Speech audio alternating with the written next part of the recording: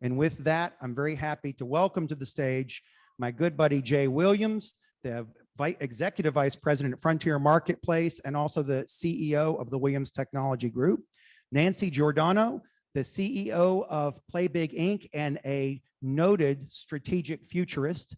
And my colleague and friend, Michael Shepard from Dell Technologies, where he's a distinguished engineer looking at a variety of different technologies.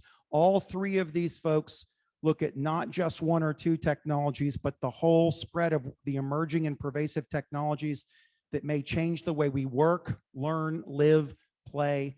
I couldn't think of a better panel to be up here for Tech Trends 2023. So very happy to have them up here. Please welcome them.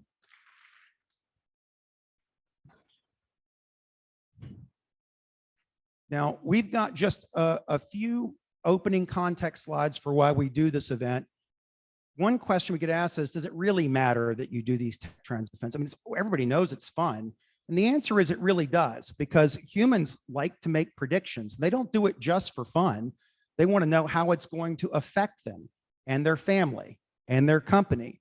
We've always had a desire to know what's next and whether we can influence it, from the earliest days of humanity communicating about shelter, food, and safety. Now maybe more about money, fame, success. Maybe it's happiness, fun, and dating. But we want to know what's coming up, and that applies in work as well. In fact, it's especially important for tech trends because technology, data, and knowledge are increasing exponentially. It's very difficult to stay on top of everything all the time. No one can master everything, but everybody should have a good awareness of the multiple technologies that are changing the way we work, live, and play. And that's what the Austin Forum does. That's what South by Southwest does. We try to share lots of different technologies and perspectives. The importance of learning these is increasing. In the agrarian days, you could teach your grandchildren, great-grandchildren how to farm, and it was going to be basically the same generation after generation. In the industrial area, things change faster. In the technology and digital era, things are changing even faster. We can all think of digital technologies that were amazing at one time in our life when they were invented and that we've already retired. Things are changing very fast, so staying on top of these tech trends is important, and there's a persistent need to solve global problems and societal problems. You're going to see a couple of amazing achievements from 2022 coming up about these global problems. And this awareness, this understanding, this context, it can lead to positive benefits in your individual lives, for your family, for your social network of friends and your community, for your employer, your company, your organization, and for society at large. So tonight, we're going to attempt to inform and inspire you in keeping with the Austin Forum tagline of connect, collaborate, and contribute. But what are we not going to do in just 1 hour? Jay's seen this slide every year for the last few years. We're not going to provide you expert level understanding of everything in just 1 hour. That's asking a lot, but come talk to these people afterwards and networking, and you can get a lot more of their time. You'll also see their emails on the slides coming up as well. Tonight is about setting the stage for all the programming we'll go into later this year in more detail. And we will cover those in events, podcasts, blog posts, etc. We won't cover every emerging important technology because, again, time limited on that. But we will cover our top technology, the ones that we're most excited about, as well as some recap of 2022. And we will not provide sound investment advice. Jay argued with me a couple years ago on this because he made a recommendation to buy Bitcoin a few years ago. And how much money would everybody have made if they listened to last year? 10x, 100x, 1000x, something? In 2017, when we put up the first market that did, it just crossed $1,000 for an individual Bitcoin. That was, now 6 years ago. So even now, it's still at 15,000 or 14 and change. But other than that, we are not going to make any sound investment advice here today. But some of us will be drinking whiskey during the networking event, so maybe you can get a prediction out of us then that affects you. All right, first, some major achievements in 2022, and we're going to spend about 15 or 20 minutes on this because it is important to note some major things that happened that benefit society last year that in many cases are the culmination of multiple technologies coming together. So much thanks to Nancy and her team for putting these together. Hugh already mentioned this. If we had shot glasses, now would be the time to take that first shot. generative AI has absolutely exploded on the scene in recent months. Most of you have heard of ChatGPT. Probably many of you have heard of the Lensa app. Maybe you've heard of Dolly and some other technologies. Generative AI and really the explosion into the popular mindset and awareness was one of the most notable things to happen in 2022, because suddenly all those things that you kind of didn't think AI could do, you found out it could. In fact, have any of you had a chance yet to read my post on the Austin Forum website about the programming for 2023? We just put it up a few days ago. The first paragraph was written by ChatGPT. I admit that in the second paragraph because I don't want anyone to be confused about that. That's going to be a major issue, is who wrote what and did they use an AI to write it or did they really write it? And it's way better than his usual writing. So frankly, it's going to have an impact actually on us everywhere. What do you think? The accuracy. So if you actually look at, we put in right 21st century haiku, came in seconds, right? Or even like less than a second. It's genius, right? The world moves fast. Technology drives us ahead. Nature falls behind. It's actually not an accurate haiku. The syllables are off. So interesting, because It's in just my as good as letter, I humans, closed it with the haiku and it did do the 575 correctly. So I guess it's not perfect. It's just as good as humans. but I'm saying the idea is to question it. If you turn that in as an assignment at school, you'd be in trouble. I just saw recently a faculty member was looking at ChatGPT papers for an assignment in his class, and he said, I would give those maybe a D-. So it's not all the way there yet. For longer content, there's more chance for it to introduce inaccuracies. But for short things, it's kind of impressive. Nancy and I are going to alternate talking about these, and I wanted Nancy to talk about this one. This was, to me, one I talked a lot about around the world when I was going around and doing my work this past year, because this whole idea about how fast something can go. So this has been a problem since the 1960s. We discovered that proteins are basically the way that all of our body functions and life sciences work. And there was this question about how we could predict the structure of a protein from a set of amino acids. And there was a way to do it analog, or like, I guess, without computer divining, but it took a lot of work. And so there were up to about 200 million had been identified up at that point, but we weren't sure, again, in a particular system, which protein was involved. In 2018, AlphaFold, which is a division of DeepMind, which is owned by Alphabet, and now it's going to have a big investment, I guess, from others, but cracked the code in some contest. And it was really shocking that a computer could do it. By 2019, they had done 350,000 of them. By 2019, they went open source. By 2021, or 2019, 350,000, 2020, open source, 2021, I guess it took a rest. And by 2022, believe that they had figured out the protein structure for all 200 million proteins that had already been identified. Since then, now Meta has sort of used the same kind of technology, and they've discovered their 617 million proteins and viruses in other places. So just the fact that it could go so quickly and so exponentially is really, I think, the key, right? We've now unlocked a way to be able to understand our body functions and medicines and diagnoses in a way that was impossible just 5 years ago. Another big one, and we presented it in the Austin Forum a few months ago, was the James Webb Space Telescope. Not going to talk about that much here, since we did talk about it at a previous Austin Forum event, and there is video and slides from that event. But suffice it to say, it is one of the most remarkable scientific instruments we've ever created on this planet. And that's important because everything we know about the universe comes from those very tiny percentage of stray photons and sometimes neutrinos that we can sense here on Earth. And if you all know how the surface area of a sphere goes with R squared, if something's far away, you're going to get an increasingly small fraction of the photons from it. So as many as we can get is important, and the fidelity of the images that we can create is important. And James Webb Space Telescope has revolutionized our ability to see the distant universe, as well as see things tremendously accurately up close. And it is now seeing the earliest galaxies and more. It's really going to change astronomy and help answer some fundamental questions in astronomy over the next several years. Oh, this is exciting to me because we've been talking about drone delivery theoretically for many years. I used to show a patent filing that Amazon had done for an Amazon hive, or a hive, a delivery hive, and how it would look. And now we're starting to see it. It's been tested for the last few years off the coast of Australia and then off the coast of Virginia. And all of a sudden in 2022, it now has become a bit more mainstream. It's moving into Dallas. There's a small little neighborhood in Dallas, Fort Worth. And interestingly, when you look at some of the consumers that are most interested in it, there's an 80-year-old couple that have had, I think, over 800 deliveries done already.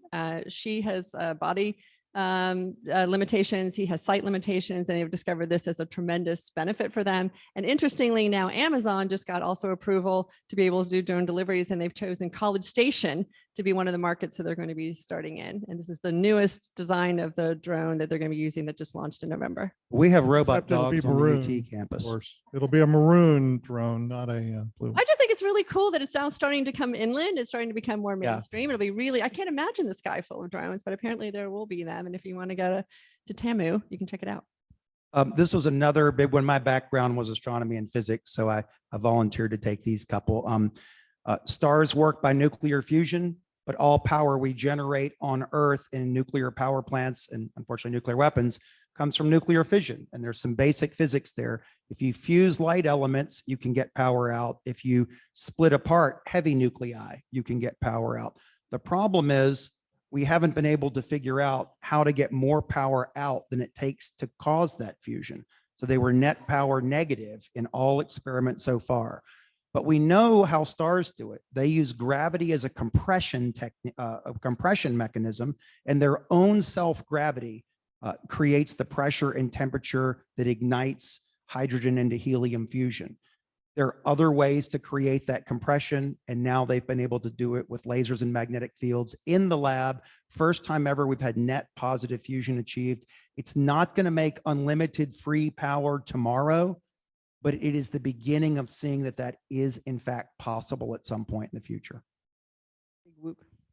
Another one is here. We talk a lot about, again, it's not technology for technology's sake, but what it can do for all of us as humans and humanity overall. And there's been a lot of excitement and anticipation around how we create alternatives to traditionally grown proteins for lots of different reasons. One, right, as the population continues to increase and the stress that it puts on our environment when we have to do it in a more traditional way, and the pain that it may cause the animals and the discomfort and that around that. So how can we solve that problem? We've been doing it with plant-based proteins and been doing it with insect-based proteins and trying to figure out whatever, but now we've got a huge breakthrough, not so much even in the technology, but in the regulatory landscape. So the FDA in the United States has now approved lab-grown chicken. It just happened in November. A year or two ago, it actually happened in Singapore with another American lab-grown meat company. And so this hope again is that we'll be able to feed the world more sustainably, more accessibly, more cheaply, more safely. And one more, keeping on that topic of feeding the world, Nancy. And I love these, the breakthroughs again, that have such a huge impact on our world and globally. So 4 million out of 8 million, 4 billion out of the 8 billion people on the planet, or 7.9 billion, currently rely on rice as their main staple. It is grown as an annual crop, and it takes a lot of energy and time to do that, which makes it challenging. They've now created a rice seed that will be a perennial, meaning that we will get 8 harvests out of it over the course of 4 years. It reduces the amount of time that it takes, the amount of water that it takes, the amount of pesticides that it takes. So again, we're able to feed more people in ways that are more sustainable and more accessible. So you can see our biases in selecting these were AI, food. There were some others that we didn't include on human health and drug design, but Nancy did include the one on DeepMind and the calculation of what we believe are all possible proteins, which is very difficult to do in simulation, but AI did it much cheaper. And we covered, of course, fundamental understanding of the universe with the James Webb Space Telescope. Now we're going to shift, of course, to what you're really here for, tech trends for 2023, and the technologies that we think may help discoveries like the ones we just shared become tremendous achievements in this year and the years ahead. The format we're going to use here is I'm going to ask our 3 experts what their top 2 or 3 technology trends are for the year that they're most excited about. I'm going to start down at the end with my buddy Jay and have him talk to you about what technologies he's most excited about in the year ahead. So as you learned from the 2022 ones, we're not super smart, so we need a lot of help, and we're hungry all the time. And so I'm going to try and continue with that trend about talking about the future of money, because, you know, how many people here, don't raise your hand if you don't want to, lost money in 2022? Okay, there's a few of us. Like all the other smart people, will be catching you at the after thing to figure out how you manage not to do that. But the fact is, especially in that Bitcoin thing we were talking about, right? Lots of people think a lot about that as, you know, a stable, more stable form of money than, say, you know, our regular forms of money. At least that was what it was purported to be. We had things like the USDC, which was a stable coin. It even had stable in the name of it, right? And all kinds of things. Well, just to give you an example, a company called FTX, which you probably might have heard of in the past few months, a year ago in November, raised $500 million. And within 12 months, they were worth $34 billion. Carry the one. Okay, that's really a lot. And on November 20th, they were worth $1. So literally in 12 months, they went from raising $500 million at a huge valuation to actually being worth $34 billion and then to zero as they are today. Now, 69 major companies made up that $500 million investment. So they trusted the people that were involved in that to show them a model and to say, this is economically viable and these are good kinds of things to do. So you may say, what does this have to do with technology? Well, all of our finances run digitally today. Everything we do, even if it's not blockchain or Bitcoin or anything else, all of our other currencies and models. Many governments, for example, China, now have a digital dollar, a digital yuan in their case, that's now, you know, being enabled for literally hundreds of millions of people to use. All of us are using electronic banking and everything else. When we see things like interest rates rise, they change the way we get mortgages, the way we do everything. We're all interconnected. All of these things electronically underpin. By the way, every single discovery we talked about took money to get done. And so when we start thinking about what's the future trend for 2023, the question becomes, well, are those digital currencies important? You know, are the technologies that deliver those important? What are the social impacts of all those things? I was in Bandera, Texas over the weekend, and I stopped to get some gas, and there's a Monero cryptocurrency machine there. There's also a Bitcoin machine right next to it. Bandera, Texas. Okay, let me just tell you, I always want to know how many transactions are actually on that machine. But the fact of the matter is that it can even be there tells me a couple of things. One, if you look at the actual trends, and we could have slides and conversations about it, you'll find that the S&P 500 and Bitcoin both went down at the same time that the interest rates went up. And by the way, Bitcoin hasn't gone away. In fact, it's still more today than it was, you know, when we said it was $14,000. And so sustainable, yes, it's still around. Volatile, absolutely. But so is the S&P, so is everything else that we do. So in the last 5 years, we've developed, right, a new form of currency, which is all around what we do.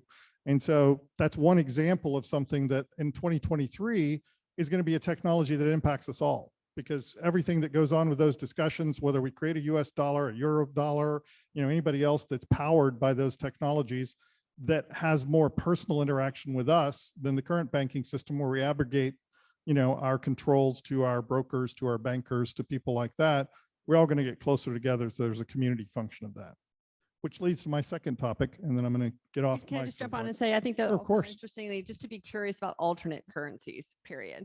Right. So there are the blockchain enabled ones, but there are also this whole discussion right now about how we create exchange and how we exchange value with one another, that I think is taking place in a way that I've never seen, you know, as frequently as I do now. And thinking about it in local communities, you see it all around the world. People are doing it, right? So I swear I didn't prompt Nancy, which is hilarious. We had zero time to talk actually before this, so it's pretty dang funny. So the next part I'm going to talk about is trust.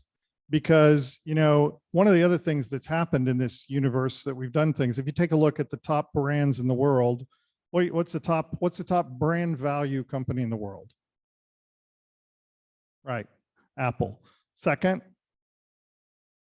Okay, Google. Good, excellent, good job. And you can name the rest of them because you know what they are, FANG or whatever acronym you'd like to use to do those, right? And so why? Why are those valuable? Because every single one of you is valuable. All of our digital online advertising, all of our electronic commerce, all of everything are based on actions that you perform every day. They're literally monetizing every action that we do right now. They know all of us are here at Austin Forum. right now. We registered, and Jay sells all that data on Saturday mornings. And so, how do you think he affords that fancy car? So the answer is that everyone, is being monetized. Your identity is being monetized and all of those kind of things. So the value actually resides in us. Why is that important? Because of that currency discussion I was having before, because we are the currency in 2023. And those alternative forms that Nancy just mentioned, right, is how do we do that? For example, a high school athlete in Denton, Texas has a valuation of $100,000 annually. I don't know about you, but I don't think anybody said I was worth anything in high school. So, I'm pretty sure there was certainly no way to calculate that. Now you have, high school athletes, college athletes, all kinds of people that can now legally monetize, right, their activities that they do. Well, all of us have the same ability to monetize those things and to capture those things from all the people that are currently using that to fuel their economies, to fuel our individual economies. Because we can jump a hurdle higher or throw a ball faster, but because we're just paying attention to something. Or because of GPT, right? The ability and the universal nature of all of those kinds of enabling things that we talk about is not just because they're going to impact physics, but they're going to impact our lives, right? And how are they going to do that? Well, we can have agents that actually look at things and check our cookies to figure out who's borrowing our data and go tell them to give it to us. There are new legal structures, right? Lawyers every day are thinking through what are the ethical considerations of those things. There was a huge reward against Facebook from the EU, which basically charged them $546 million for taking people's identities and selling them illegally. Well, then, of course, then there's Twitter, who just lost 400 million identities, which you could have bought for $200,000 at Christmas, or you can download for free today. I'll send you the zip file if you need it. If anyone's interested, there's a book called Cloud Money that's sitting next to my bed, along with all the books that have not been read yet. But it's really about how we ensure that there's fair access to these technologies when we start to imagine everything becomes digital money and surveilled in some way, so that we ensure that we have privacy, and that people who are not technologically as connected or want to go that route also feel as they still have access. I went to a store the other day and it was like no cash, right? And so the question is, are we building these technologies and the infrastructure around them so that people are well held? Yeah, and we're going to have I think, Jay, we're going to have a meetup here soon, which is going to be about trust and digital identity and all those kind of things. And we're going to talk about exactly that, right?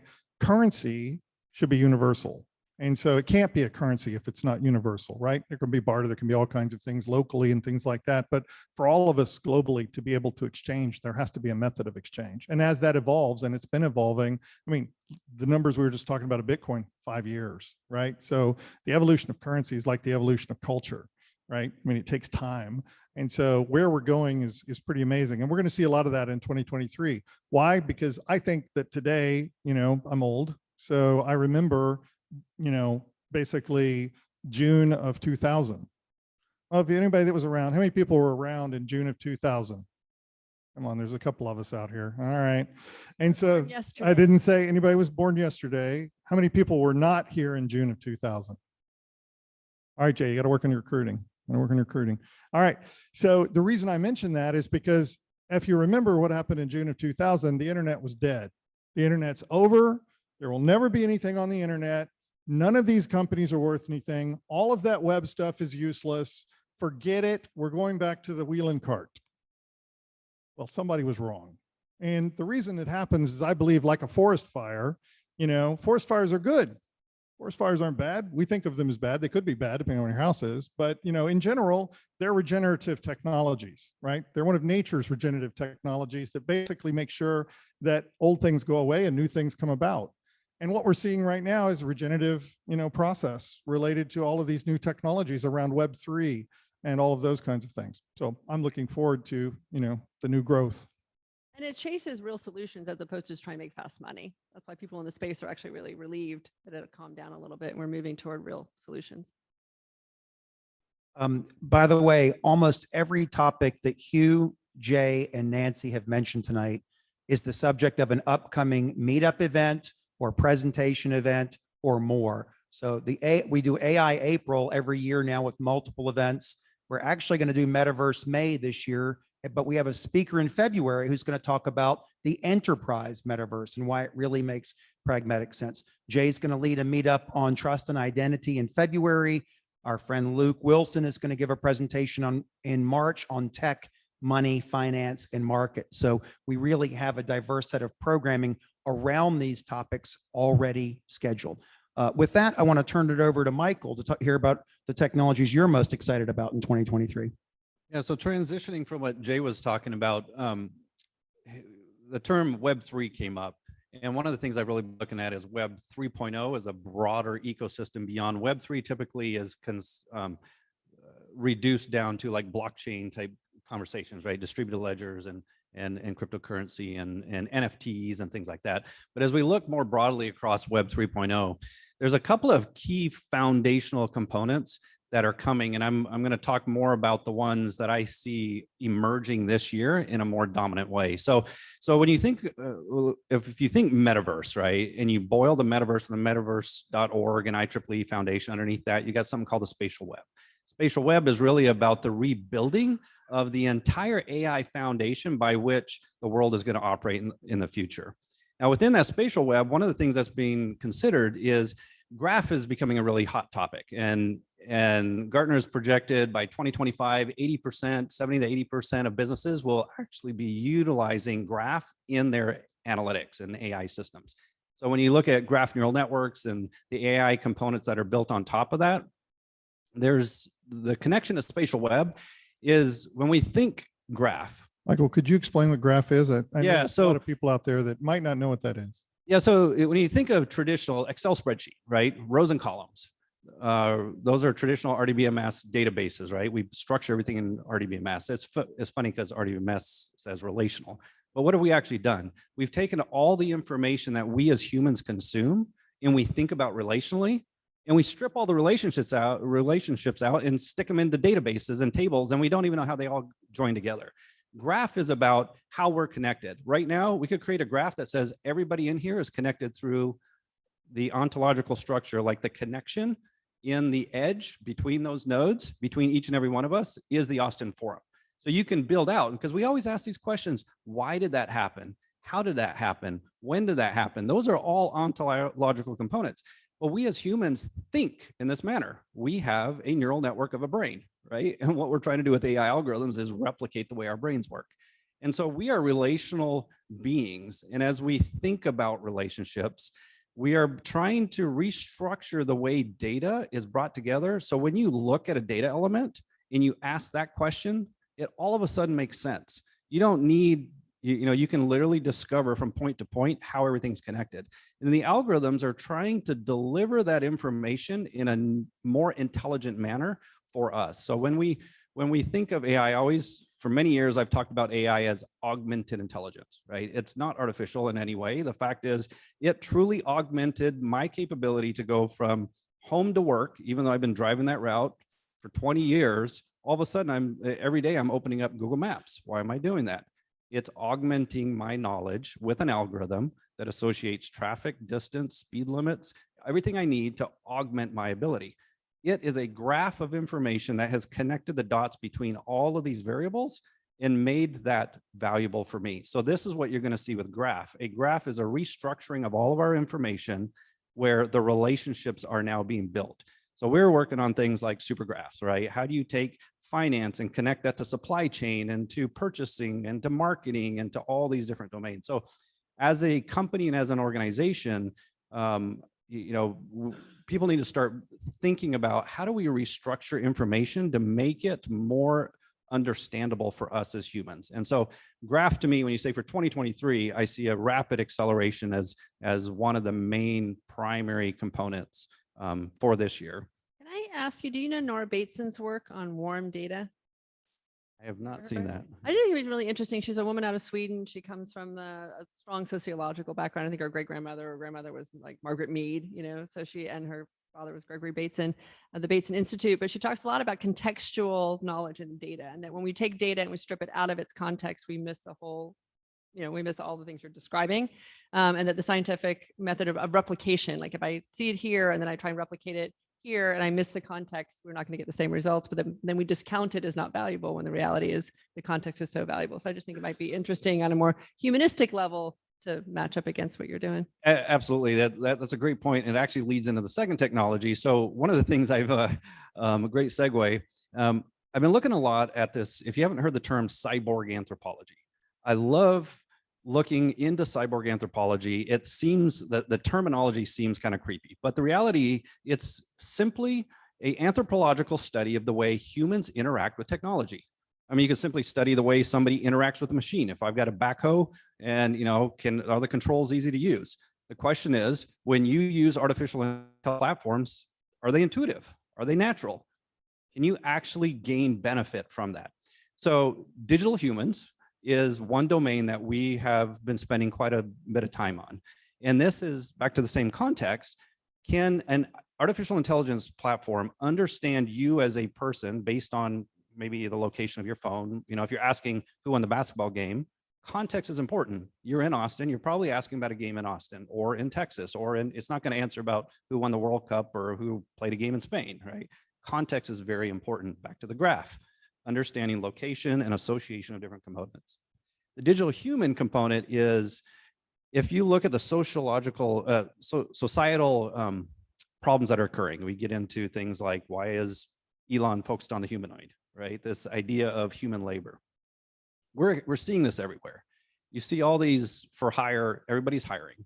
And recently walked into AT&T, there's one person there and there's 10 people standing in line to get assistance. We have this lack of human labor that continues to grow. You have entire societies like Japan, housing crisis, because there haven't been enough people born to replace and to fill those homes that were built, right? You're gonna see this continue to accelerate. So digital In some parts of the world. in some parts, yeah, that's true. There are other parts that are exploding. But in general, the idea and the concept and what we're starting to see with digital humans is, rather than making us rephrase our question 5 times so the artificial intelligence system can actually answer our question, hey Siri, my wife is always saying, Google, you're dumb. I'm like, no, just say it like this. The intent is to change and make artificial intelligence platforms understand however we talk, the phrases we use, the accent we use. What if you got a French person speaking Spanish? Can it understand that? So we are finally beginning to reach the level of maturity in each technology domain that you can truly create a conversational system that potentially is connected to ChatGPT. We'll see ChatGPT 4 coming out here shortly, trained on 10x the data. So as we move forward, I think over the next year, you're going to start seeing like interfaces popping up that are actually intelligent. They're not chat systems that you go on and you end up abandoning them, most of the time to actually talk to a human. The maturity of these platforms are starting to reach the level that the technology, the GPUs, the realism of them, the ability to even today, saw where Microsoft will let you train your voice. It'll sound just like you. You can use you can eventually connect ChatGPT and have ChatGPT sound like you just answered the question. So as that begins to increase and all these come together, those natural interfaces are popping up. You'll already, if you go to DFW Airport and go to, I think it's Terminal C, there's already a screen. You walk up to the screen and you can ask a question, say like, hey, my flight leaves out of such and such. How do I get there? What's the fastest way? So those conversational systems are going to start popping up. So just one thing to add back to my second topic that I had earlier around trust, right? All relationships are built on trust. The relationships between us and machines, the relationship between us and other people, companies, everything.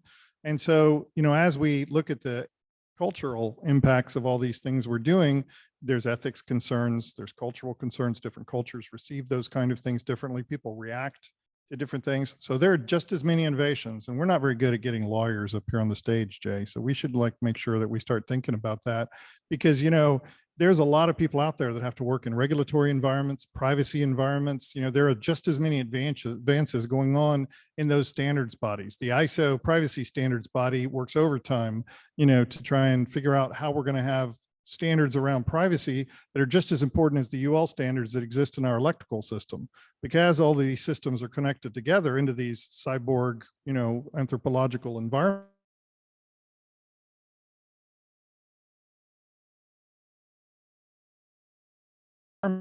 application programming interfaces, APIs, to enable all these interactions between all these things, we have to have as humans control of how we want to interact with those things. So there's a lot of work to do in the rest of the sciences besides, science and everything else to make those things happen.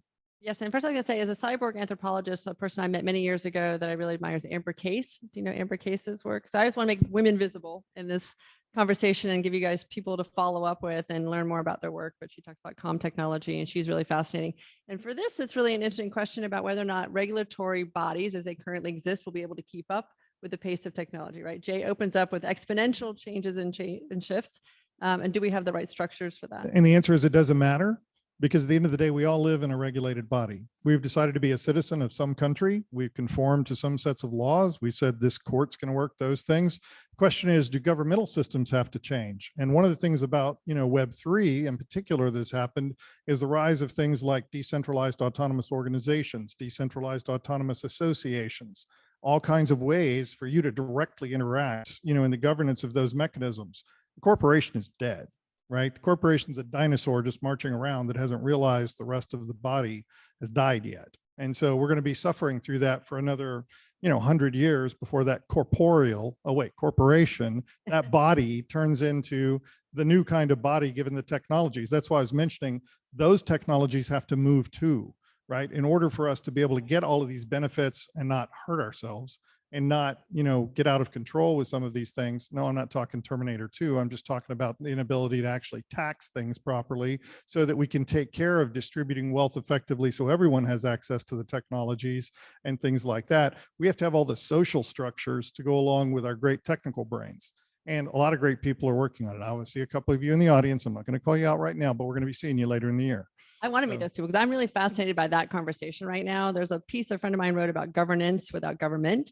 Right? What are ways that we can hold, to your point, regulatory safety or regulatory systems in a way that isn't reliant on an external body that's going to try and manage this much data and the speed? It can't be a control function, right? It has to be a growth function, right? And so we've had top-down structures for a long time, and those have been too limiting. And that's why you keep seeing these quote breakout technologies.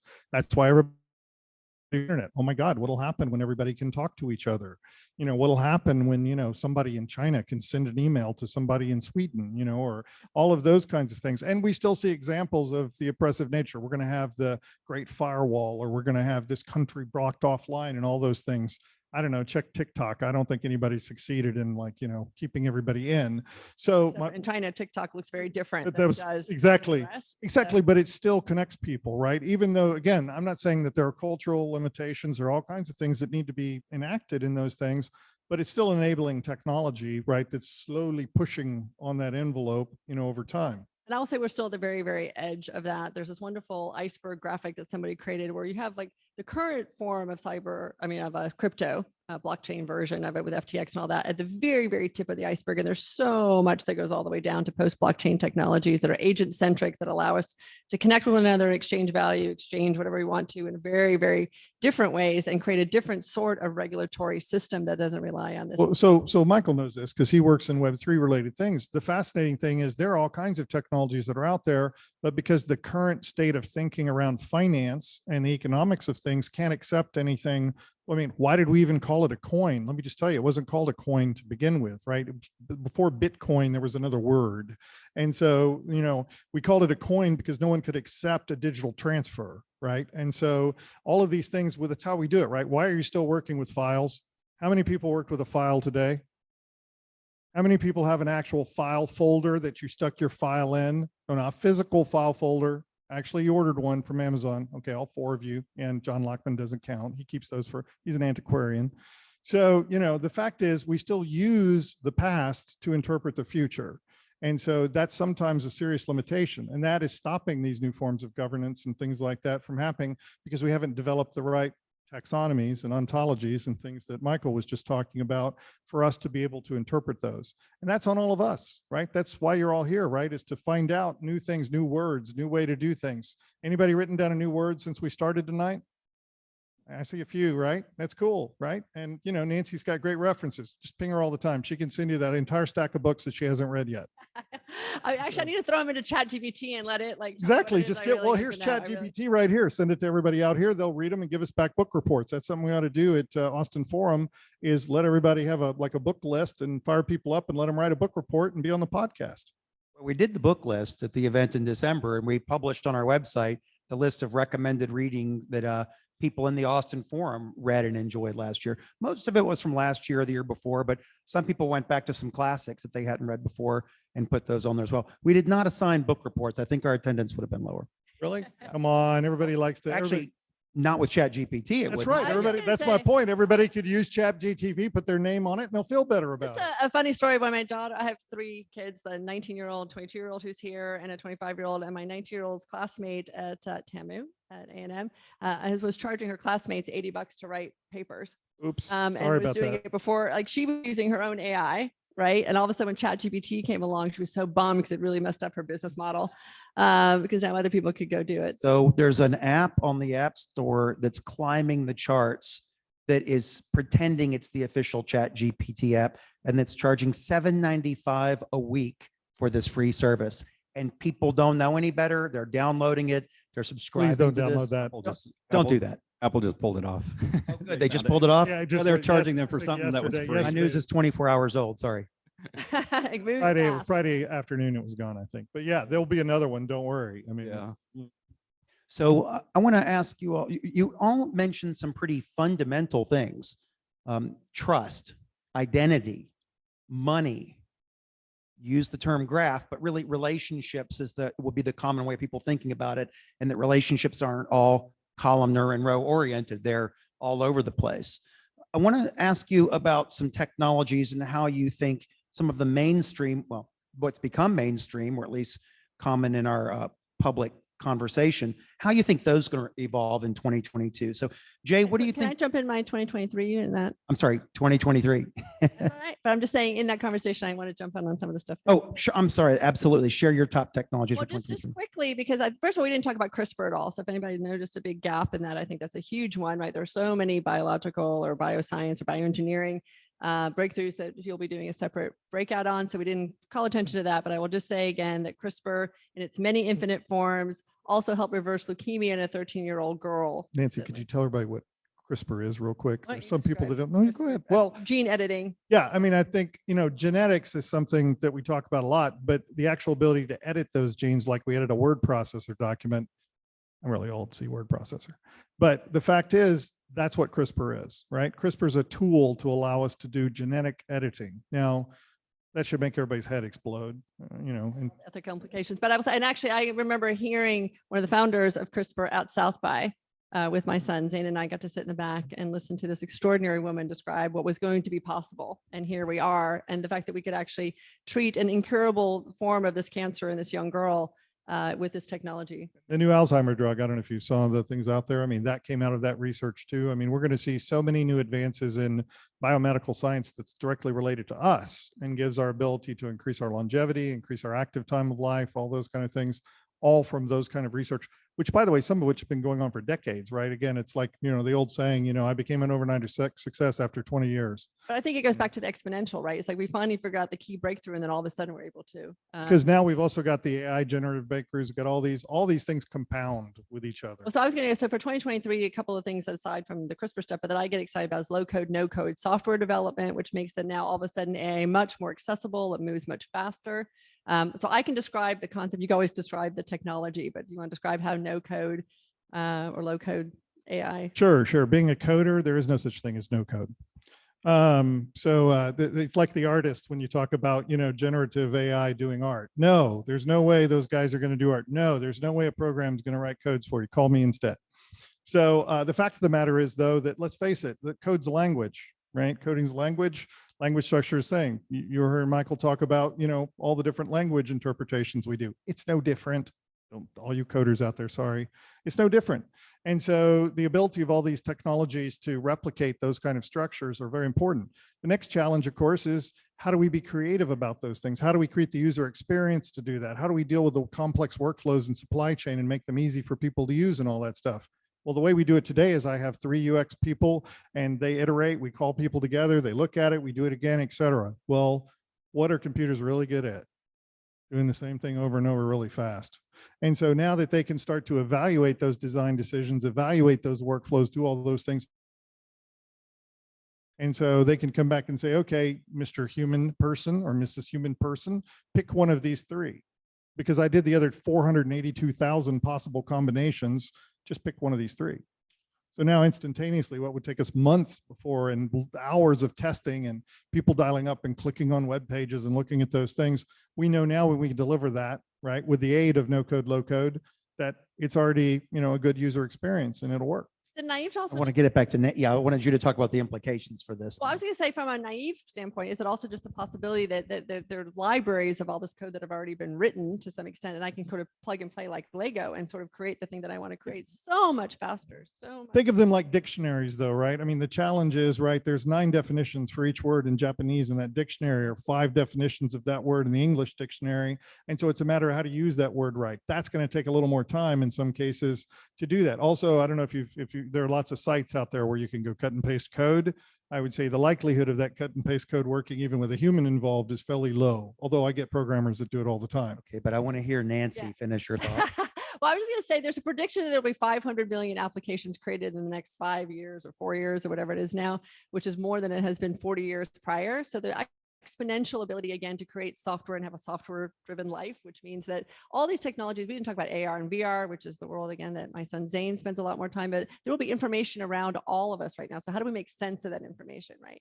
And what are the interfaces for that? And how do we all then start to become not so much developers, but AI thinkers or software thinkers that solve a problem this way by taking data and being able to manipulate it and turn it into something. And I don't need to become a data scientist or coder to be able to go do that. It becomes much faster. Yeah, in many ways, yeah, I've been on that low code, no code kind of journey as well. It's one of the bullet points under Web 3.0 that we have and I think back to the days in college when I used assembly language. It took me a week to have the computer come back and say, my name is Mike, right? And just the efficiency gains that we have as you scale up into C, C++, and then Java and Python. And now we're moving into GraphQL, because GraphQL, normalizes all your API endpoints. And now all of a sudden, anybody without even knowing anything about SQL or whatever can just simply start typing something and it begins to fill stuff out. Then you get into the ChatGPT component of actually just speech to code, right? And now it's self-generating, or it's like, hey, here's my code. Can you analyze my code? So I love that. It literally is truly beginning to take the ability to code and bring it and normalize it down to an average human that typically, wouldn't even think about this, but you can actually generate. So here's the question for parents, right? We've been telling kids they need to learn how to code. And we've been putting coding camps together and coding classes together and really expecting kids to learn. Do we need to learn to code? That's a good question. I think back to the days of when a person that did spreadsheets was a specialist. You go to classes, and I think data science, I sit on the advisory board for the UT Macomb's MSBA, Master of Business Analytics, and we've been talking about data science and the growth of that platform of data science in general. And the reality is data scientists, everybody's going to be able to do some form of data science over time. As these other capabilities grow, you no longer need to be a specialist on how to specifically develop an algorithm. The algorithms are going to become more general. We've actually been talking about this, like language models, like what is yet to be solved with AI going forward. It's getting, it's being reduced, and everybody can begin to utilize AI in a more general skill set. I think we have to figure out what those classes are, what that literacy is, where we talk about prompt engineers, we talk about all kinds of other things, but I think we're not going to be going to coding class to learn coding. No, I like to look back to technology, ways to see how we're going to do things in the future. And so I look at all of this discussion we're having here as if the 4 of us have been working on printing presses, and you've created one kind of type, you've got another kind of type, I've got movable type. Oh, good. Well, now we can have TypeScript. Now we can do these different kinds of things. And so suddenly people that couldn't even read can now read. And writers who could never write because they didn't have the distribution mechanism to generate something that could be printed can now write. And so the specialists that existed go away because now we've automated the process of printing, the process of typing, the process of we don't need scribes, we don't need dictation, we don't need all of those things. And so we're going through that same Gutenberg revolution, right now over the next 50 years, that So- took 500 years, to do there. So I'm gonna jump back to your thing about trust and the realities and what can we trust, right? When the printing press came out, everyone was worried everyone now would have access to be able to write anything that would influence Rewrite the other Bible. people. Actually, that was the first thing, was that everybody was going to print their own copy of the Bible and they would just rewrite the parts they didn't like. Okay, time out. Moderator stepping in here. We got about 10 minutes left, and then we're going to take questions from the audience submitted to the Slack channel. This is the lightning round, and this is the and beyond in the title of the event. So I'm going to start with you, Jay. You've each got 2.5 minutes to share one or two technologies that you're excited about their impact, not necessarily in 23, but beyond. So the first one is, and AMD, NVIDIA people out here, sorry, or hello. I think that, graphics and the consideration of graphics processing units, graphics, and how we use those, whether they're used to power AI, whether they're used to power this, power all those things. Great job, NVIDIA, by the way. If you use GeForce Now, for example, I never have to worry about whether or not I have the latest graphics card in my machine. So I don't have to spend $1,800 to get a scalped version of the next graphics card. So we don't talk about hardware and all of those things right here, but the direct access to large scale computing through any machine, anytime, anywhere to do those things, I think will be just as important as cloud computing, was in the 2000s into 2010s to be able to do things. So hardware being accessible as a utility function that we don't have to think about anymore, right at the top. Second thing around all of that is education. I just am going through interviewing people and talking to people about stuff. I don't care about anybody's college degree. I mean, I shouldn't say it out loud probably because, it's really important and we've all invested a lot of money and hours probably. UT is a sponsor of this I know, Austin see, Forum. I'm I always wanna here to point get that in out trouble. too. I'm always here to get in trouble. But the fact is the general knowledge level of every human is increased. And that pace of increasing of that, the ability of knowledge available to people, creativity, everything is phenomenal. They've all just been augmented. Exactly. And so the augmentation of the human race is occurring. And, our levels of creativity and the numbers of creators that create things that actually add to the overall well-being of humanity is like cranking. So those are my two things. Those are awesome. Nancy, how about two from you? Well, yeah, I mean, the one I did get to talk about before is of the ethics that need to get built into all of this stuff, because there's a whole framing around this. We get really excited about the technology. We get excited about how fast we can build it. We can decide about all the things that's going to change, but how do we make sure that we're holding people well and society is being held well? And again, I go back to, I don't think regulatory bodies as they currently exist will do that. So I look for innovations that are built somehow and organically into the system. And so one of the things I get excited about is really looking at more diverse people in the work, right? How do we have more diversity in it so that we can see the blind spots more? And there's a woman of first American or indigenous descent that has created something called wampum codes, in which we build into the software a way to be able to have ethical guidelines and be able to decide what the constraints on the use of that software are, using a beating system back from the indigenous days. So I think it's interesting that we start to look sometimes back to be able to look forward, and we start to figure out how we build things innately into the software that we do, or we figure out how we scale any kind of ethical structures. You talk to the Microsoft, you can talk to the Dells. They're trying to figure out not just how we can build it, but how we can build it safely and how we look for ways to be able to scale that. So I'm looking for lots and lots of models around that. And then I always go back to, again, my champion of Holochain. If you guys are interested in a post-blockchain agent-centric technology that allows us to exchange value very differently and will solve for me many of the problems that we're describing there, but it's a beyond, it's not a 2023. And I'll just say air taxis. I think that the whole idea of electric, vertical, lift, whatever it is, a takeoff machines that will be able to get us from place to place. Regulatory guidelines have just been granted. There's all kinds of interesting partnerships between the technologists who build it and the airlines who are partnering with them at various airports, and it'll be in time for the Olympics in LA and in Newark Airport. And I just think it's fascinating again to imagine our skies looking so different than they currently do. Awesome. Michael. Yeah, so I already mentioned one. 2023 and beyond. As Jay, I grew up in Nepal, the other side of the world, and I still got friends in sub-Himalayan region called the Maharabat Range, and I think about the technologies that they now have access through cell phones, and the propagation time back into what Jay was saying was, was, how do you proliferate knowledge and value out to the rest of the world? And to me, as we get into this digital human economy, and we think about education, the accessibility that you have in the US to universities and to education, this begins to proliferate. You can actually offer that at very low cost to anybody, anywhere in the world.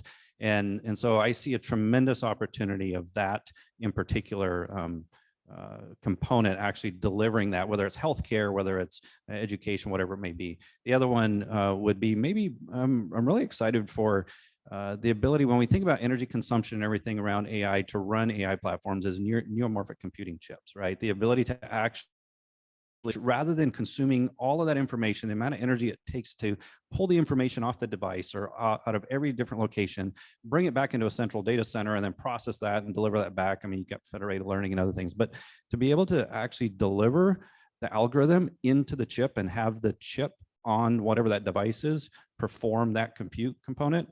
I think as we look beyond 23, we still got a ways to go for this. That will have a significant impact on how fast we can deliver intelligence and augment devices for humans.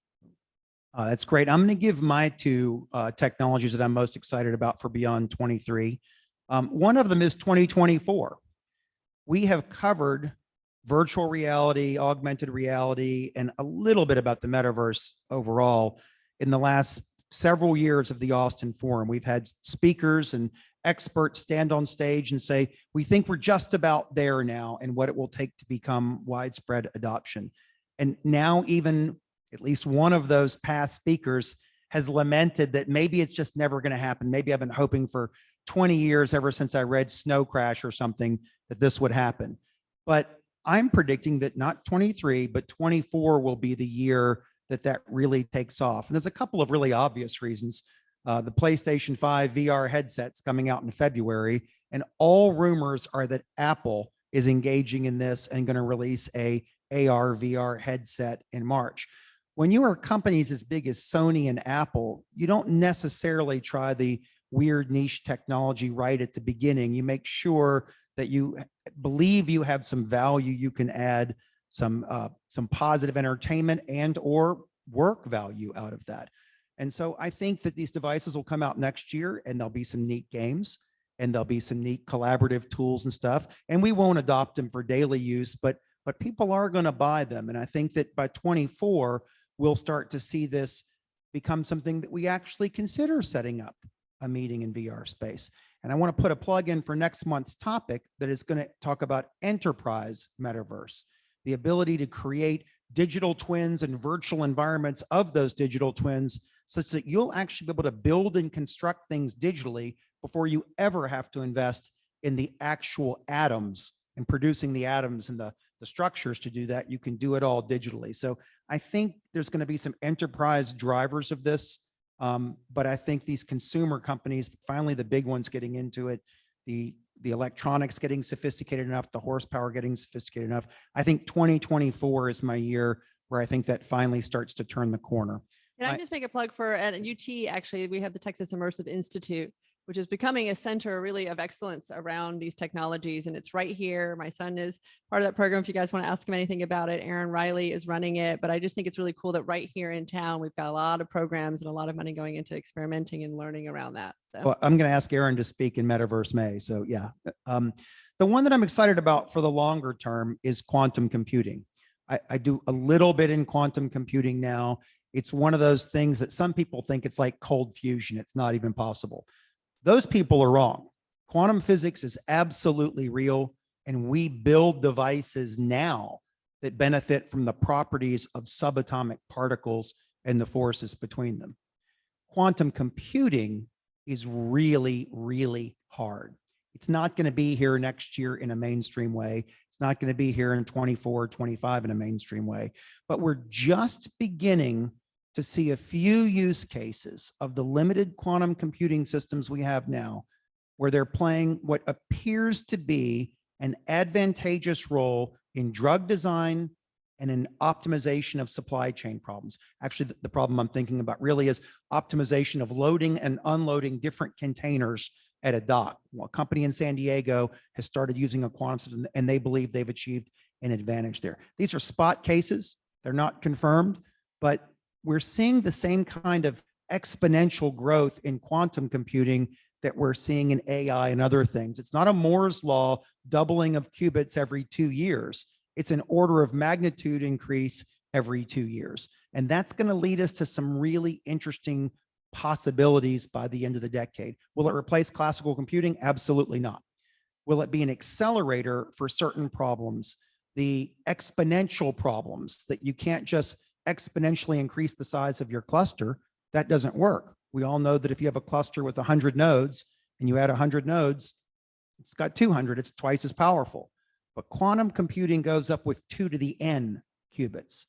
So the really hard problems with a massive, seemingly intractable number of possibilities, those are the ones that quantum acceleration, I think, will help by the end of the decade. I think one thing that, Jay, to make sure the audience understands is when you think of quantum computing, we have the CPU, the central processing unit, and then you offload workloads to GPUs, graphics processing units, and now we're going to have QPUs. So they're workload specific, and over 60% of a QPU or a quantum system is actually classical computing, because how many of you are collecting information on your Fitbit or your whatever with quantum bits? You're not. It's traditional bits, and you have to transition that into a quantum system. So quantum is very real and very, as it comes along, it's just going to be another processing unit that you will offload workloads to when appropriate. Otherwise, it'll run on CPUs or GPUs or TPUs or neuromorphic chips or whatever it may be, right? But yeah, it's made a lot. No, absolutely. And quantum computers don't look or behave like classical computers, but we have to have those interfaces to connect them to them so that they can accelerate the parts of the, in quantum computing speak, circuit that they are optimal for, while splitting that circuit, cutting that circuit to run the parts that don't run so well in the quantum computer, or at least advantageously on classical hardware. And that's actually being done now. In fact, my day job is at Dell, and we announced a solution in this space in November in partnership with a company called IonQ. There are many others doing similar things. So there's a lot of hype about quantum computing right now. And I worry that there's an awful lot of investment in it right now. And most of those companies aren't going to be here in 25, 26, 27, because their OpEx rates are far higher than over that time scale than their venture funding levels. But every one of those makes one little step. What's that? Every one of those makes one little step. Yeah. Right. We don't think about it now, but there's a whole, again, I think that's the tech side and this is the society side tonight. But the fact is that all of the venture funding that you've seen, if you look at venture funding models and all that, those have followed the same curve as this rise of technology that we're talking about. And even though the failure rates of those are in the 80th percentile and things like that, every time one of those companies fails, we learn something. Somebody at that company learns something. Then they go do another company and they take that to another company. I failed hundreds of times. And so I'm really good at failing. If you know how to fail, I'll have a special class later about that. But the fact is that every time we do one of those things, we learn something else. And that gets carried on somewhere else. And so that's, again, an exponential, thing that happens around all of these funding models and everything else. So. I would love to talk about the exponential productivity revolution, but I'm excited about questions. Sorry, with that, we're just about to go to questions. And I forgot that I should have gotten up here a little bit quicker. I have one look friend through these text me. questions. Should I read his? Well, you No, because we only take questions through unofficial the Slack channel. You did, oh, okay, fine. Only official ones. Sorry, Chris, I tried. All right, we actually got one from Kimber Falkenberg about quantum computing. And since I just ended with that, I'm going to answer that question now. And of course, it just updated. Kimber, sorry, and put your question way upstream. Hold on, where is this? We'll be having special tech support applications for Yeah, but volunteers. tech All right. sometimes gets in the way. In this case, I'm going to switch while I look for that for the next question to Nathan Mandy's question. Nancy and Michael talked about how new technology makes old expertise obsolete as tasks become easier. As students learn new skills in school, and it jumped on me again. Here we go. As students learn new skills in school, what key ideas and thought patterns do you think will continue to be important even as technology improves? Yeah, I was saying that certain skills are becoming obsolete, but not sort of the body of knowledge. But can I just, I'll answer. I get asked all the time, how do we prepare kids for the future?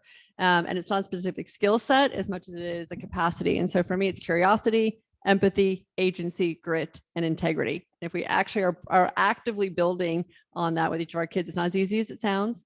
to trust a kid's own curiosity, to not solve the problem for them so they develop a sense of agency, to really ensure that they have empathy for others, that they have perseverance, and that they understand how to build things ethically with a value core that is strong. But those are the things that are going to be endearing and ensure that we build with all of these tools and all these technologies the society and the world that we want. Yeah, I totally agree. In fact, a couple of years ago, I presented to an executive audience, kind of I called it the 4 imperatives for services in the age of AI. And number 3 was becoming a lifelong learner, right? So back to the college thing, it's less about what you're learning and it's more about the curiosity and teaching that curiosity to always expand. And it doesn't end with college, right? It's not the degree. It's No, and actually, I think that there will be badging. And like, when someone asks about the future of college, I'm like, it's less about the degree than it is a demonstrated pattern of knowledge acquiring, right? learning how to find it and how to apply it, and But that showing is the that you're most- curious, because that's really what Exactly. everybody wants to work with, is someone who's And that's what we curious. look for oftentimes, at least for me in our interviews and stuff, is we're looking for those that really show that passion and the desire. And it's like, how do you teach that, right? It's Yeah, nature used to eliminate the ones that didn't learn. Yeah. And so now, but it works now today, right? Today, the way that works is that, the more opportunities come to those lifelong learners, right? The more opportunities, the ability to manage change, the starts ability to do all really, those things. And really- so that cycle moves in a less dangerous way. But it starts really, really young, and it means not baking it out of our kids, not baking it out of our school systems, and letting a kid follow their curiosity, because we often don't, and letting a kid know that their curiosity is as unique as their thumbprint, and that what they're curious about is really important. See, this is road why you learning- should come to road learning. Trifecta after the event, Road because they learning won't doesn't stop win. talking, but at Trifecta, they get 2 hours to do it. So I'm going to cut you off there because we have a bunch of good questions. I'm going to ask, I think, what is a very quick question here. How can crypto companies inspire investor confidence when 280 character tweet can influence prices in a big way, making investors very rich or very sad in a very short period of time? So you might want to address the more general issue of how is social media and popular culture impacting our valuation of things. And I'll step the step before that, which is that we're so focused on trying to make the money really fast. So we can stop thinking about the short-term thing about whether or not I can make money by 5 o'clock or by Friday or by next month. I think that would help, but you can answer more. Yeah, that won't work. Everybody wants money right now. How many people want money right now? How many people want to wait till next week? Okay, you Yeah, guys. and how people want to wait and build. Nobody wants to something wait that till it next actually week. is going to make. So to answer the specific question, how can crypto companies control their value in an age where a 140 character tweet can move the value needle, is that they have to have long-term sustainable value in the assets underlying what's being traded. And so they have to be able to have a structure that can withstand those kinds of things. So again, what's the difference between Bitcoin and Dogecoin? Okay, we'll take that over to Trifecta. There's the response to that question. We'll go duke it out over there. All right. Here's Kimber Falkenberg's quantum computing question. Quantum computing of any other new computers, how are we ensuring these opportunities are available to not just private entities, but also public orgs that could benefit from these learnings, such as opioid distribution in the US, COVID cases, et cetera? So I believe the way that Kimber means this is, how are we making sure that these very advanced computing technologies are democratized and the people that are addressing societal problems have equal access to them, not just the people with money? We suck at it. So I mean, I'm going around the world right now talking about the forces that are shaping the future. And I talk not just about digital and economic transformation, but around environmental, and really thinking about also what we're building is not adding more stress to the environment, either from an energy perspective or from a waste perspective, is thinking a lot about equity, justice, and accessibility that gets built into it, and that we're thinking about well-being as part of it. And it's just that we have to just change our mindset to not just go after the technological solution, but understand the web in which it is being built and how we build those things and bake them. I really believe that we're in this moment in time where we get to rethink almost every single structure and social construct that we are what we call life, that we call the world around us. And so can we build it with an understanding about how we build those things in it from the beginning, and not just from a technological place? And I think along with technology growth, we've had a lot of emotional growth in the world, right? We have discussions and debate in public forums, even in Twitter, that would have never, ever been possible even 20 years ago, right? I mean, the kinds of discussions that are in there, at the level of diversity that are in those discussions, the level of people that we listen to. I mean, it's unbelievable, and unprecedented in how those could evolve. And so we're baking those into all of the things that we do, as we build them, because they are better economically. They are better sustainable for our life choices and what we do and all of those things. It's happening, right? It's just one of those things. We're not doing it. When I said we suck, it's because, we still don't have that where that's like at the forefront of everything that we do. It comes along with it, so to speak, in what we're doing now, instead of being just part of what we do and how we do it. And I'll just say with that, I am really encouraged when you go around the world and you talk to them as senior executive leaders, they are starting to really understand that. They speak it very fluently. They're bringing their resources to bear and the talent to really focus on that. So I'm much more encouraged. Yeah. So I work with the people-centered internet. And so, we've worked really hard along with other folks like Sir Tim Berners-Lee's World Web Foundation, which is not the World Wide Web, which has been trying to get everybody online. And, a couple of years ago, we finally reached 51% of the people in the world online and have access to do that. And that's like one step, right? And so all of the things that brings with us is the kind of things that we need to promote and do. Well, even AlphaFold making their protein library open source. And so is actually Meta doing it with theirs. Like those are the kinds of things where we start to see companies making these advances more open and that we get to all build with them collectively. And I think that mindset, that collective mindset will become more possible or more visible or more actionable, whatever that word is.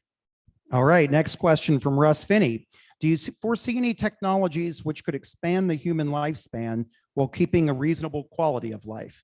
We actually mentioned one in our things, but I'll let you all take it away. Well, I don't know if we said it or not said it, but there is really like age reversal right now. There is like curing cancers in a way that we can both diagnose them and then cure them. What was the one that they brought a pig to life by being able, like it was dead, its organs were dead, and they were able to resuscitate its organs. So there's a really interesting thing about longevity and whether or not age is just a technical problem that we'll be able, or technological problem that we'll be able to solve for. So then the question is not so much quality of life from a physical perspective, but I would argue infrastructure, a way in which we can make sure that people are feeling, engaged in their surroundings and included in their surroundings and not excluded around it, right? If we start having this very, very population that's been on the planet for a long time, maybe they're not old anymore, but they have just had long tenure here versus people who want to have new children, right? A new life that comes, like, how do we support that on this planet? So I do think that's a really interesting question. How do we deal with the mental structures, with longer life, right? So how do we deal with the depression? How do we deal with loneliness? How do we deal? I saw some stat that said, 40% of people over 75 were basically no family to support them, things to do, everything else. So you don't have the social structures to handle those longer lives and those things. So are people making the right kind of planning decisions? Do we have the structures to it? I mean, there's a whole bunch of things like that, to do. And I think not only the medical, technical kinds of things, but again, back to the technology of culture, and the things that go around that. I want to remind everybody that we addressed actually a couple of technologies that are related to human lifespan in indirect ways. CRISPR is one of those. The question was extending human lifespan with quality. Well, that quality means not suffering from certain conditions that the likelihood increases as you age. And there may be some gene editing things that we can do to avoid some of these illnesses that normally everybody gets at some point. Another one that we mentioned that may not have seemed like a life extension one to you was when Nancy talked about DeepMind. It's crucial that we understand all of the possible proteins and how drugs can dock with those proteins to be effective. That's why that achievement is so important. It doesn't matter for curiosity's sake how many proteins there are. It matters for developing therapies. And that means needing to understand those structures. And it's been slow going for a long time, understanding that we've been freezing material and slicing it thin and using X-ray crystallography to try to deduce the 3D shape by applying Fourier transforms to these things at different angles. We've been using supercomputers to try to simulate based on the molecular dynamics that we do understand right now, which is not complete. We don't understand some of the quantum effects actually, but it still helps model proteins at great computational expense. But DeepMind did something amazing that 5 years ago nobody thought was possible. I mean, that's shocking. But I also just say there are a lot of people on the planet right now that are very, very young, right? If you start to think 42% of the population in the world is under 25. right? How are we taking care of them right now? And what kind of infrastructure are they going to have? And again, it's used to the global south versus the global north. I just think it's going to be really interesting demographically what the world looks like 10 and 20 years from now. Great. We're going to go to the winning question tonight. And I picked it because not only is it a good question, it's the question my daughter would have asked. And I'm a little ashamed that we didn't actually address it in our conversation a bit more. Susan Meredith asked, I haven't heard anything yet about climate, emissions, environment. What are tech trends in energy generation, storage, distribution, and demand?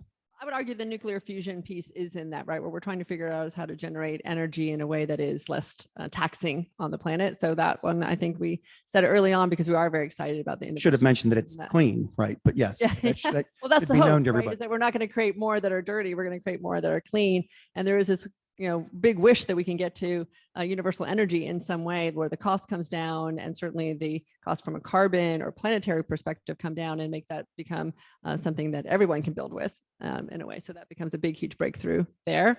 I don't know if we want to talk about hydrogen or hydrogen or Michael mentioned one too, right? Just getting the way our chips work, in better, faster, stronger ways, right? Everything we use has a chip in it. Everything has a chip in it. So when we bring that kind of thing down, we were talking about all the different uses for Chat GPT and all of those things.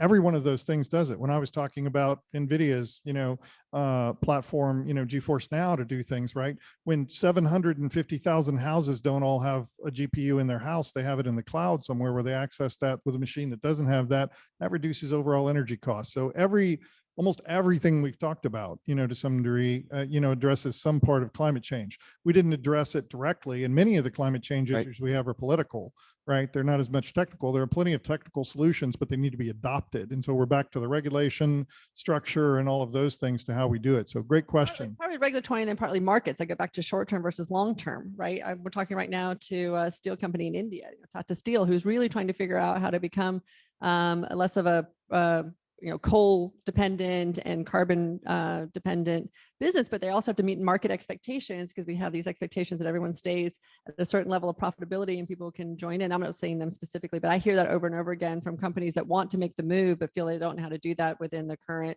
financial. Those things happen, by the way, in the food generation business too. So, I mean, there's, fish meal is an excellent price out there with a commodity item. People want to come in with insect-based solutions to do that, but the individual cost of production right now is higher than the delivery of the fish meal. So how do you reduce that, to make those kind of things happen in a perfect, same thing with, VAT-based, I'm going to say. So I'll go back as consumers, as investors, as talent, as community members, we all make choices about where we put our money and where we put our attention. And that actually ends up driving the market, which then ends up driving the solutions that we want to see.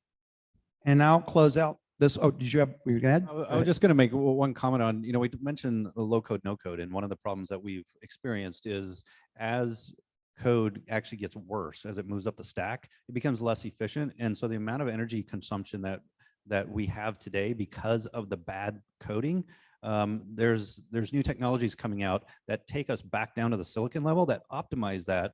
And imagine if you can run the same algorithm in 1 minute versus 1 hour. How much energy does a server take to consume over that period of time? So there's I think this energy and sustainability component is super important. And I know companies like Dell, and I'm personally involved in areas where we're looking at green components of how do we drive the world of the future with less energy consumption and actually help to drive sustainability in a great way. So yeah, and I wanted to close it out by building on that topic.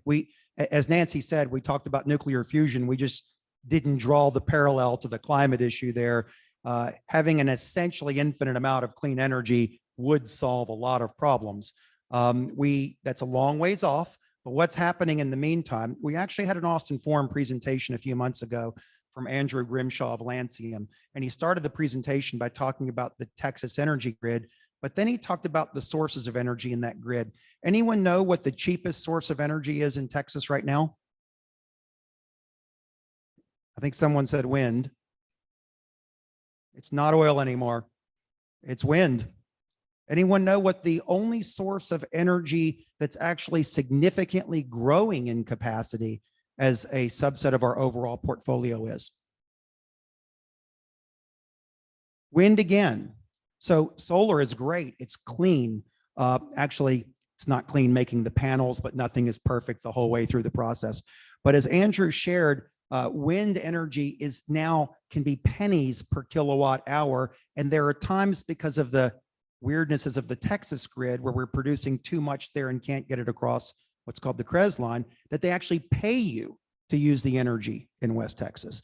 They're building data centers, addressing Michael's point, that are based on entirely on wind and solar power, recognizing that computing that drives the AI we've been talking about, it drives the simulation, it'll power the metaverse, et cetera.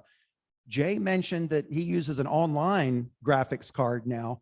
Does he really care where that data center is that hosts that? Wouldn't it be fine with him if it was using hydroelectric energy or solar energy or wind energy? And that's where I think we're going to in these very large data. In fact, I have a meeting with one of these companies tomorrow. In November, I had a meeting with one in Canada that is building tremendous data centers entirely off hydroelectric. There are some sources that are completely clean now, and each has pluses and minuses. Hydroelectric is continuous, but there's not an infinite number of rivers on which to draw it. Solar is, there's an effectively infinite amount of photons hitting the earth compared to our energy usage, but it only really works during the day when the sun's shining. Wind is stronger at night, et cetera. But Susan, I think the answer is people are finally starting to see, especially for the big energy hogs like data centers, that you can combine these technologies. Someone mentioned hydrogen in the back. The same company that's doing wind and solar power data centers is also going to start hydrogen production with that abundant energy there. We're going to put a wind generator in the Capitol, which will immediately bring down the overall, Yeah. So I think a lot of great stuff is a non-political organization as a 501c3. So I think of course, that was a nonpartisan statement. Totally nonpartisan, Yeah, totally nonpartisan. totally nonpartisan energy source. So with that, I want everybody to give Susan Meredith a hand for the winning question and the winner of the South by badge.